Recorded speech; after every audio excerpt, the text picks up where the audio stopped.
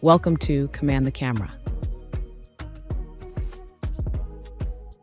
Hello, everyone. Welcome to Command the Camera with Kerry Barrett, an Emmy-winning journalist turned trusted video authority for attorneys and law firms, where she shares proven strategies to help you show up with confidence, build trust on screen, and turn your online presence into a powerful business tool.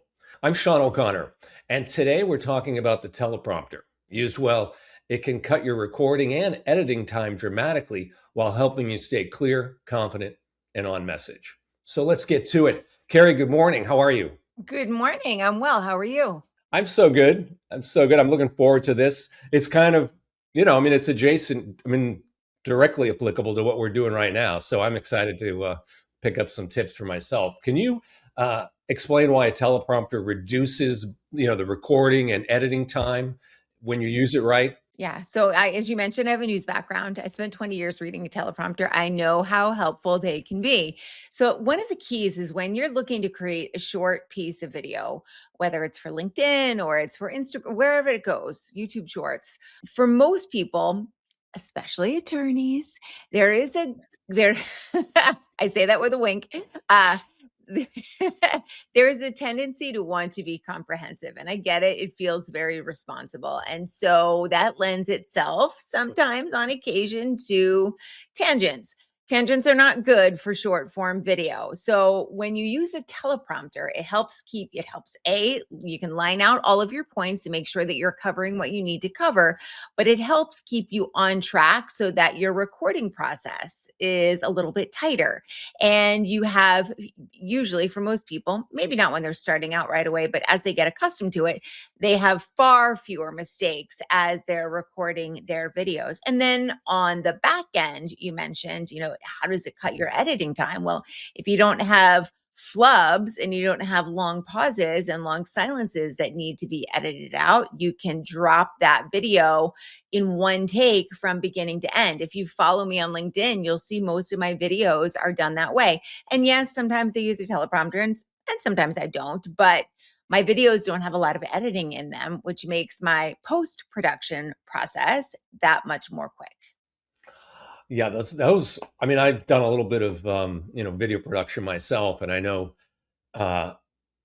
it's like any muscle, you get better at it, and you've been doing it for years, your whole career. So attorneys out there, obviously, this isn't their first skill set, probably. So now so you got the teleprompter as a tool, but you're into script, right? So how does the script writing and structure? How do you do that so that you don't come off as stiff or too formal or like reading something robotically, It's a great question. And I will tell you, after doing this for 25 years, if I have a bad script, it's hard even for me to make it sound conversational. A big part of being able to deliver on a teleprompter in a conversational kind of way is to have a script that's written conversationally. So what that means is you're writing a script that's designed to be spoken and heard rather than read. So for example, think about, I use a lot of news analogies. That's my background. Think about the way that you might listen to a broadcast story versus the way you might read the same story. I want to say newspaper. I don't know if anybody actually reads it online. The writing is different. So in broadcast, the writing is generally, it's active. It is, the sentences are relatively short. It makes it easier for the audience to follow along. If you have more than one and, for example, you probably have two sentences. And they're like I mentioned, they're active. And what do I mean by that? So rather than saying, which requires a little bit of mental gymnastics, rather than saying the surgery was performed by the doctor, it's the doctor performed the surgery. So your sentences need to be short, sharp, and clear, but written in a conversational way. All right. So I'm thinking about pacing, rhythm, breathing, like when to take a breath. So how do you do that for the teleprompter? I guess you'd build that into your script somehow so that you come off natural and human. There's two elements that work together to allow you to do that. So one is anytime somebody is writing a script, and again, did this when I was, back in the news world, I always every anchor, every reporter reads their scripts out loud. You don't read them in your head, you read them out loud. So you make sure that the cadence is how you would say it and you know what words you need to emphasize. And if there's a tongue twister in there that it was inadvertently created, you are able to edit it and take that out. So reading out loud at least 3 times, potentially a couple of more until you get really used to this, but I would go for 3. It's a good rule of thumb. The other thing to be able there's really a second part of that before I jump to the other thing. The second part of that is in your script itself, when you notice or note that there needs to be a slight pause. For example, if you are listing something out, Hmm. here are oh, I'm trying to think of a good Five example. Now, of things. course, okay, here's three, this isn't law related, but here are 3 things that I learned about yoga. I learned A, pause, B, pause, C, pause, right? So when you're looking at a script that has written that out, if you need a pause, again, between items is a really great place to put a pause so your audience can download the information. I put an ellipsis, like 3 dots. It's a visual cue that's where I need to pause or slow down a little bit. Or, you can also use it when the emotion is changing or you're changing your thought. And when I need to emphasize a word, that also helps with pacing and the audience picking up what I want to say, I'll put an asterisk around it or I'll bold it or something along those lines. Now, here's the second part. Oftentimes, depending on which teleprompter app you use, or if you use an actual piece of hardware that fits over your computer, you can usually, there's a couple of teleprompters that will follow your voice. They're okay. Some of them are better than others, but sometimes there's a little bit of lag time, which if you're not comfortable or familiar with the teleprompter and how to, dance a little bit or speed up when you need to, that can throw you off. Other prompters have a set scroll rate that you can use. So, it's 150 words a minute or 180 words a minute. The average person talks about 2 words a second. So, um, when you are setting your prompter, something you can use to bypass, right? Because sometimes in that case, it's a little too slow or it's a little too fast as well. You can use a clicker, a remote clicker that you can set up via Bluetooth on your phone, which by the way is always where I suggest recording. And then you can pause the prompter if you need to because it's going too fast, or you can speed things up if it's going too slow. Again, it takes a little bit of practice, but it's one of the workarounds for that particular problem. Yeah, the good tips. I mean, I was thinking to myself as you were speaking, the practice, right? You've got to, Yeah. and some tools, you know, personal preference, right? And then Yep, it's also in terms absolutely. of notating your scripts and such.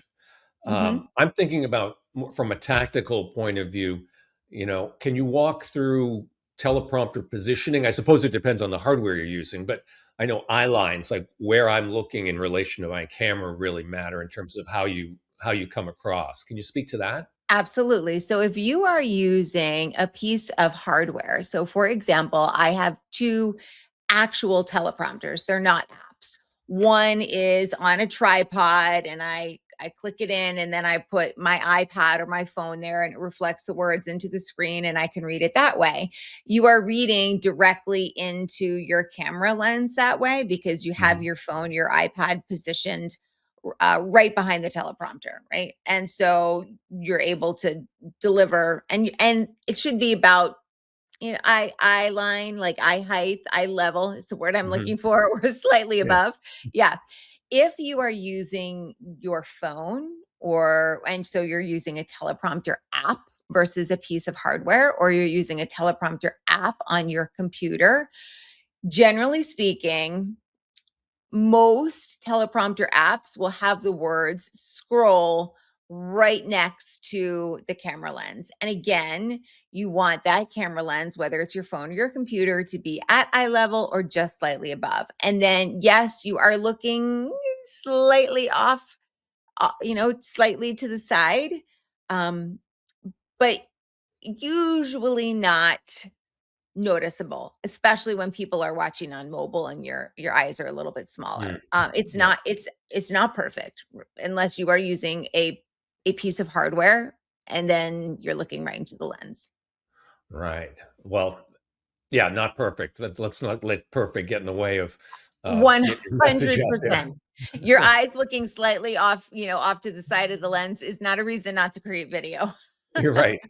So back to the scripting. Um, how do you personally? How do you use bullet points or semi-scripted prompts, right? To as opposed to the long sentences you mentioned earlier, right? You want to be more dynamic. So, what's your recommendation for that? Yeah, so if somebody I'm gonna talk from the perspective of, like, I spent years on TV. I can ad lib for 30 seconds. I can ad lib for 6 hours. So, I have a different skill set than most people who are learning this for the first time. So, I'll speak from that perspective. I always suggest that people manuscript, meaning write out word for word what they wanna say for a couple of reasons. Number 1, it helps them understand more fully the structure of a good video. What is the hook?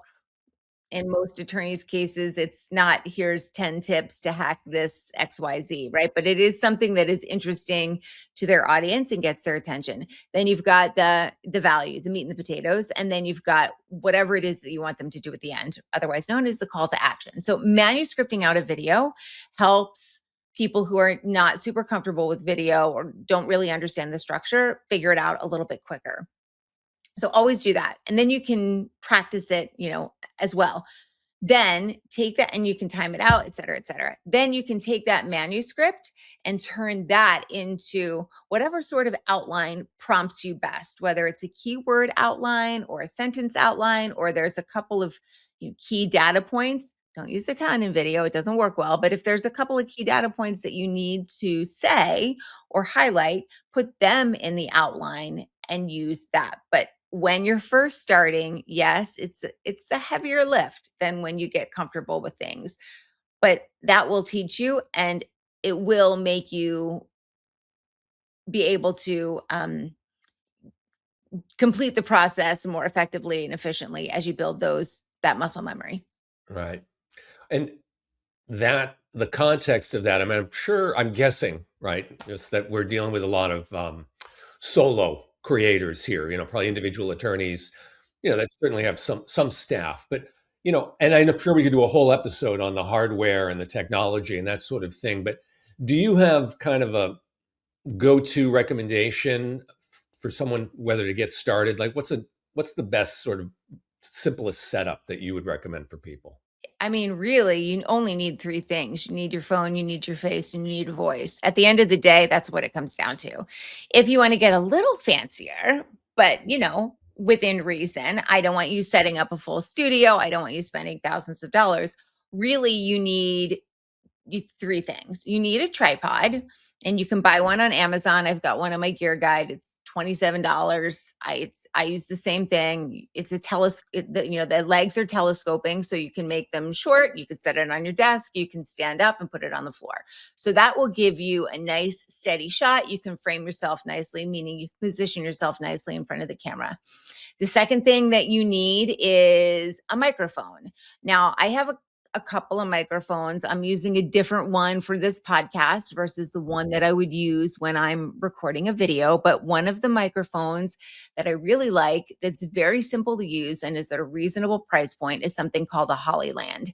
It is a lavalier mic. And if you're not familiar with lavalier, it's one of the ones that, clips to your lapel or clips to your shirt, except this one is magnetic. So it has two pieces. You put one side on the outside of your shirt and the other on the inside. And I'm sure you know how magnets work.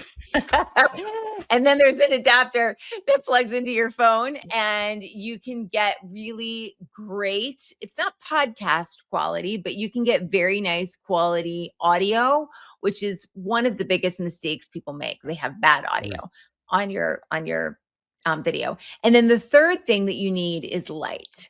And if you have a space that has great light, if you are facing a window, perfect. But if you don't have that, at the very least, you want to have some sort of ring light that creates nice, even light on your face.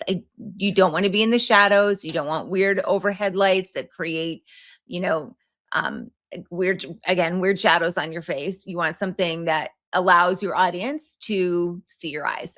That's ultimately what it comes down to. So those are the three things you need. It sounds pretty easy. Yeah. Pretty easy. Yeah, the whole audio and the lighting. Yeah. I mean, well, it's interesting because we have the ability to shoot 4K video on our phones. It's broadcast quality stuff, but right. most of it doesn't look broadcast quality. And it's not because there's a problem with your phone. It's because you have bad lighting. Yeah. You don't know how to frame yourself, and you have bad audio. Fix those Yeah. three things and you have a broadcast quality camera in your hand. Yeah, makes sense. Now, you mentioned one of the big mistakes people make is audio. Are there any other, one or two other sort of common pitfalls that you want to warn people off of? Common pitfalls in terms of your delivery. Most people, their energy is very flat, and you don't want it to be bombastic. You don't need huge gestures, and it doesn't need to be frenetic, but the camera is flattening energetically, right? Most of us are a little nervous in front of it. So, our delivery shrinks, our vocal range shrinks. We sit very still, we don't move. And then you've got, the fact that a camera takes a 3D person and puts them into a 2D environment. And there's some degradation of the quality as it goes through the hardware and the software and the internet connection and all that other stuff. So most people are a little flat. They don't come across themselves. So practice bumping up your energy and see how that changes your delivery. That's a very common error or mistake that I see people making. Got it. I have so many questions, and we're coming up on time for this episode. But let me get into one more thing, which is tell the viewers, how the teleprompter helps you stay on brand. I'm, like thinking a lot of people who are watching this are like working on their image. They want to position themselves in a certain way and to their clients. How do you stay on brand, on message within the ideal time window length? And then also that's obviously going to help editing and all of that. So let's leave people with a couple of tips like that. Well, remember that most people speak at a rate of about 2, sometimes 3 words a minute. It may vary, but that's a good place 3 to words a start. second. 3 words a second. Yes. Oh my God. That's a little too fast. Yes, 2 to 3 words a second. So if you're writing out, let's say you're planning for a 45-second script, that gives you a good place to start when you are scripting, things out. Also remember that the human brain can digest language quicker than we're able to spit it out. So usually you want to speak a little bit faster than you might normally in person. Or when you're delivering in person. And social media is a different environment. There's so many distractions. We're not paying attention. Like, you really got to jump off the screen and land in your viewer's lap in order to have them pay attention. The other thing to be mindful of, and this really is a sticking point for a lot of people, and it certainly was for me when I first started in the news industry. When you have a teleprompter in front of you, you get so focused on getting the words out correctly that you lose connection with what it is that you're saying. And you also end up speaking a little bit more slowly because you are focused on getting each word out perfectly. So be mindful of that as you practice with a teleprompter. I would go back and watch and really listen. Like, am I speaking too slow? Is my audience, are they going to start to, go in another direction because I'm not speaking at a regular pace? So that's something to be mindful of as well.